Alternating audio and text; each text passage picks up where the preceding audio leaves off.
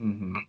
Well, I mean, in part of knowing that that's important is also being cognizant of the fact that eventually, even if you're world champion, eventually you will not be world champion. Like you Yeah, can't be world champion forever, yeah, So what do you get from it besides that? And then trying to derive some meaning from there. yeah, Um, I saw, I was kind of looking through your Twitter feed a little bit, yeah, and I saw you had retweeted this article about running is not therapy. yeah.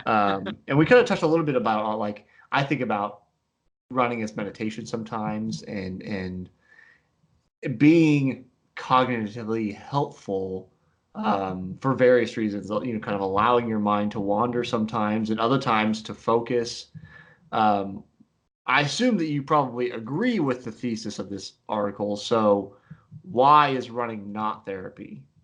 Yeah, no, I love that you asked the question. So the piece was written by a good friend of mine, Zoe, assistant editor at Trail Runner magazine, and I think it's an incredibly important piece because from a media perspective, oftentimes we take these stories of people like myself. I am very open about my past experiences with mental illness. We take those stories and we kind of superimpose this journey of running on there, and we come to the conclusion that running was the means by which this individual recovered. Hmm. Um, when in reality, the complexity of mental illness and the complexity of improvement over time cannot be distilled down to the simple act of putting your feet in front of one another. And the point that Zoe brought up that I love, she didn't discount the benefits of running by any means. Like, of course, running is an incredibly centering experience. It connects us to community. It's a means by which we get to explore our potential. But when it comes to mental illness, and we're talking about a clinical manifestation, Right, right. we're talking about thought patterns and behavioral patterns that need to be approached intentionally, right? Like there are known mechanisms, known modalities in which we can come in and help someone correct, we disconnect from past trauma, address past trauma, address behavioral patterns, address thought patterns. That's a very mechanical process that requires the help of an expert, as opposed to this kind of ethereal nature of running, which again, it is relaxing and you do get a flood of hormones and it makes you feel good, but it doesn't necessarily address these underlying problems that can manifest, in particular when running is taken away. And that's been a huge um, insight for me, is that in the times at which I've been injured and I can't run, all of these underlying problems come to the surface, and I have to address them, straight on. Whereas opposed, I think with running, sometimes, unfortunately, it does serve as a distraction to problems, right? Mhm. And I think it's something that's hard for people to hear. And I'll say that article has kind of stirred up some feedback, some negative feedback amongst the running community, but it's hard for people to hear, but I think that running does oftentimes serve as a distraction for people, and we're not actually getting to the root problem of what is causing mental illness. And so, absolutely, like running is a beautiful thing. Like it can absolutely complement therapy. And I go to therapy, and my therapist absolutely is enthusiastic about me running. But it would be disingenuous for me to say that the running is the means by which I have improved as an individual, when it's not the case. It's been the discussions with my therapist and addressing why I feel so uncomfortable eating certain foods, and then addressing how we can make those changes in my lifestyle such that those problems don't actually manifest at a physical level, right? Like there's a mechanical process that is distinct from these benefits that you get from putting one foot in front of the other. Hmm. So the heart of it seems to come to, I think I think I agree with you on a lot of aspects, or maybe even all of them, really. As a little bit of background, so my undergrad, I double majored in undergrad in psychology and math.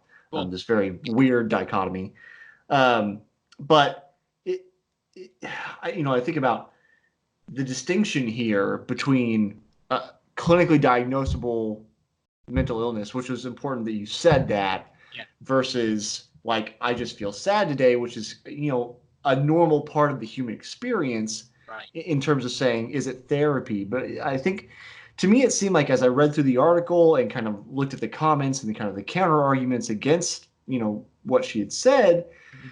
was that it seems like it comes down to, and this is actually coming up right now in a lot of aspects. I've encountered this in one of my products, which is aimed at the CBT group of people. Mhm. It's made for teachers and therapists to use, is the specific use of language Yes. and the context in which we use it, and, Yeah. and the importance of it. So in this case, saying running is therapy, the key word being therapy, Mhm. and the meaning of that. Um, so I kind of wonder, you know, obviously I've shared my own experiences about how running has, helped me learn life lessons, and I would say probably become a better, more fulfilled person, which you could probably argue is therapeutic in some sense. Yes. So how do we approach that when we can't say, I'll say can't, I'll make a hard line here, Yeah. but obviously Yeah. nothing's super black and white. Um, how do we approach that and say, well, running isn't therapy, but it's therapeutic? Like, how do we approach that from a language standpoint? Yeah. No, I mean I'm going to be honest. I don't have the answer to that question. Right. No, I mean, you're absolutely right. Like saying something is therapy and saying something is therapeutic. There are people who will say that the two terms are the same thing. Right. And then there are people who will say that they're distinct. And I'm more on the distinct side. I think that there are many things that can be therapeutic. It doesn't mean it actually serves the mechanical process of, that therapy serves, and actually addressing these underlying issues.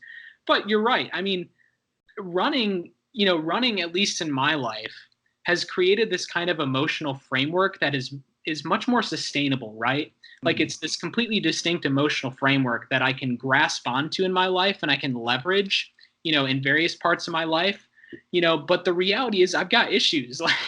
Like I have issues like everybody else. And what I love that Zoe incorporated into this piece, there was a line in there, I don't remember the exact quote, but ultimately it was that we need to celebrate the strength that's required for people to receive professional help. Mm-hmm. Like at the end of the day, that is so important, is that we celebrate that. We say that strength is seeking help. That's being courageous, that's being brave. And I think that's an important element here, is we need to consider the power of community and connection with other people, as opposed to kind of this rugged individualistic perspective that you can just strap on some shoes, you can go out and run an ultra, and you're going to feel so much better about yourself. Mm-hmm. I think that, again, it's seeking out that connection, being honest with yourself. Those are all amazing things. But yeah, when it comes down to therapy versus therapeutic, I absolutely I don't have the answer to that question. I'm not as smart. I'm not smart enough for that. So. Well, I feel like oftentimes language is almost like a cage we have to live in that we have these ideas that we don't necessarily know how to express, or sometimes language can force our understanding into a certain avenue when if we had the words and had a way to relate these experiences or emotions or ideologies in a different way, that we may be able to be different people. Do you speak a different language at all? Well, I mean, I took Spanish in college. I should Okay. admit that my undergraduate education kind of fizzled, but Okay, but you have some experience. Like, that just, in Spanish, like you can express things in a different way than you would in English. It's not necessarily at the beginning. You're like, right. okay, that's not intuitive. That's not how I would say it. But then you begin to think outside of your own language Mm-hmm. to understand that the way that it's viewed through this other language, is a different lens of viewing reality, not just another set of words. Mm-hmm. So I feel like that language is almost a trap sometimes, and it comes up with this product I have in terms of, I say, I don't know if you're familiar with CBT and the method, but I mentioned, how does this thing make you feel? And the contention with this product is, well, nothing makes me feel something, but it can trigger it. And my contention is, well, trigger and make are synonyms. Yeah. So where do we draw the line between, like, okay, it is important to understand there's a causal chain of events between what is happening to me Mm-hmm. and that I can affect it versus saying, no, you can't use this word. There's this struggle there between almost like a ridiculous thing about like you could never use the word make in my case, in this particular case, versus okay, let's look at the reality of what's happening and address and say, okay, language is limited, so let's work in the gray area. Yeah, I love that. Yeah, I think that notion of kind of expanding. So the way I describe the interplay between my running and therapy is the running has expanded my sense of clarity, right? Like when there's so much opportunity on a run to see the things in your life and to see them with clarity and without judgment. And then, given that kind of expanded purview of your world and your existence, you can bring that into a more mechanical space and you can say, hey, I noticed this about my behavior. Can we talk about that and can we address the best way to go about that? So, it is like there's an interplay between the two, but yeah, I think that's a beautiful thing in talking about sport is that it can really expand your understanding of your existence and your world. And awareness is a beautiful thing, but it's not everything. It's necessary, but it's not sufficient, right? Mm-hmm. So yeah, I think there's a beautiful interplay between the two. But yeah, when it gets to the language, I think ultimately where people stand with that article is just there are differences in how we're approaching the language and how we're embracing the language and how we're applying it to our own experience. So I mean that's the beautiful thing, kind of getting back to the overall purpose of that article. That's the beautiful thing is when you put something out to the world and there's criticism of it, you're doing something right? Mm-hmm. Like you're stimulating the right conversation. And I think especially in the sports world, we really need to think about how we contextualize and communicate the impact of these, of activity, whether that be biking, swimming, running. We really need to contextualize their importance and distinguish that from proven modalities that have their own distinct benefits as well. This is like involved, but kind of a sidebar at the same time.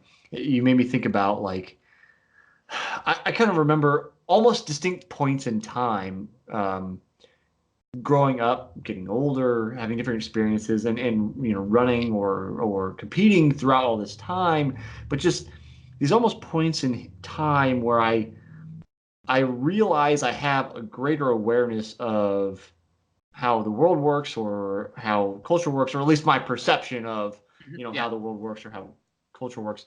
And I kind of wonder if I think sport probably provides an opportunity for greater experiences, but I kind of wonder if it's necessary for, say, the people that completely disagree with the article and say, well, no, running is therapy. It's my therapy. Mm-hmm. And so, and let's also suggest that that person does not have a diagnosable mental illness. Mm-hmm. And they've never met anybody that has a mental illness, so they have no experiences of that or in concept of it and Yeah. limited understanding.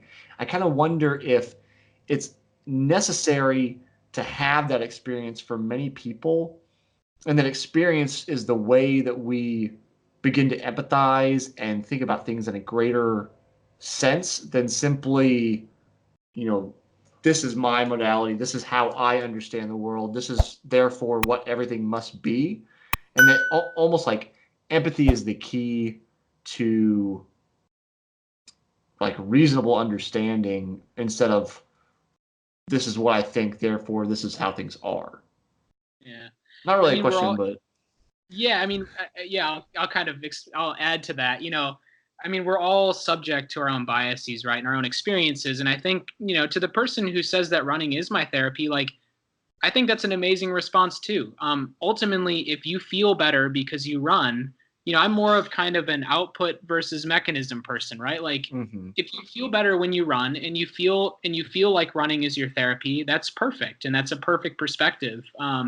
And I'm so happy that you get therapeutic benefit from that. But again, at the end of the day, as how I see things, I think the language is important. As someone who has dealt with clinical depression, right, and who has experience, receiving professional help and kind of exploring my own self in various ways. I think that the two need to be distinguished. But for the person who does disagree, I think it's perfectly okay to disagree. And at the end of the day, it's it's an important discussion that we're having, and it's important that we validate and affirm people's experiences, because at the end of the day, it's their own story, and they get to tell it. So, and there's a beautiful thing in that. So, yeah.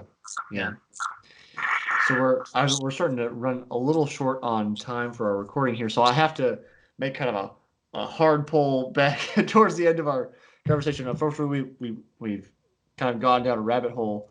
I'll have to have you on so you can talk about your research more later. But the question I'd like to ask everybody, because this is kind of a universal thing this year, as I'm asking everyone after like a hard workout or hard race, your choice. If you could only choose one food for recovery for the rest of your life, what do you choose? Man. So, I'm not sponsored, so I don't carry myself to a product. So I'm gonna go old school sweet potatoes all day. Okay. I go so hard on sweet potatoes. But yeah, I mean, I do use some products, but if I have to choose one, it's sweet potatoes. So I haven't had anybody use sweet potato. I get chocolate milk pretty often. Okay. Pizza, beer. I've had ice cream every once in a while, which hits home for me because I love ice cream. But I haven't had anybody use sweet potatoes yet. I guess that's the consequence of having a vegan on the show. So. That's fair enough. That's a whole other topic of conversation we can get into, is like incorporating that with running and stuff. Yeah. Mike, if people do actually want to see your research, since we didn't get into it, where can people find you? Where can people see like what you're up to? Yeah, well, on social media, my handle for Instagram and Twitter is @MichaelHaggadone, all one word. If you're interested in my research, I don't know if anyone listening to this would be, but you can look me up on PubMed.gov. And I've published a couple pieces about my research. But yeah, social media, I'm relatively active, and in my email too, it's easy to find. I'm always happy to respond and to hear people's stories and to engage in that way as well. Sounds great. Thanks for coming on today, Mike. Yeah, thanks so much. I appreciate it.